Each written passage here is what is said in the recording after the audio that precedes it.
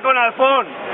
El pasado 14 de noviembre de 2012, durante la huelga general, Alfonso Fernández Ortega fue detenido y encarcelado bajo el protocolo FIES, grado 5, fichero de internos de especial seguimiento. Se trata de otra cabeza de turco, otro montaje policial del Estado para difundir miedo y criminalizar a la juventud luchadora y combativa. Alfón es el único preso en toda Europa por su militancia durante el 14N. El silencio de los medios de comunicación masivos es un silencio cómplice de un secuestro ejercicio por el Estado español y que está siendo ocultado por quienes poseen el monopolio de la opinión pública. Ejercicio claro está en favor del poder.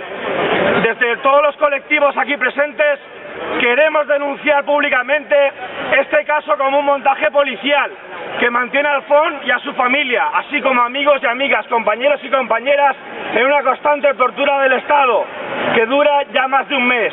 Queremos que este comunicado manifestar nuestra solidaridad con Alfón y sus allegados y allegadas. Todos, todas con Alfón, somos Alfón.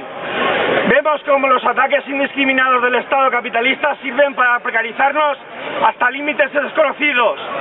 Vemos como nuestros derechos fundamentales e innegables a todo ser humano pasan a ser mercancía de compraventa para los capitalistas. Como nuestro futuro se oscurece en la medida que una clase egoísta y represora llena sus bolsillos a costa de la miseria y humillación de la nuestra, y vemos como los derechos conseguidos con años de lucha por generaciones pasadas nos son arrebatados en nuestros morros de un plumazo. Esta generación no olvida que la situación actual es directa, heredera de situaciones pasadas de las que no se transitó con la profundidad necesaria, y por eso la juventud debe levantarse, organizarse y luchar. Es precisamente ese carácter organizativo y luchador de Alfón el que el sistema teme y por el que necesita ejercer su presión. Nuestra lucha pasa también por pelear contra la represión, que es la única respuesta que el sistema utiliza para salvaguardar sus intereses, en la medida de la respuesta que de trabajadores, trabajadoras y estudiantes se incremente, algo necesario en el actual marco. La represión se acentuará y deberá ser respondida. Contra la represión, organización.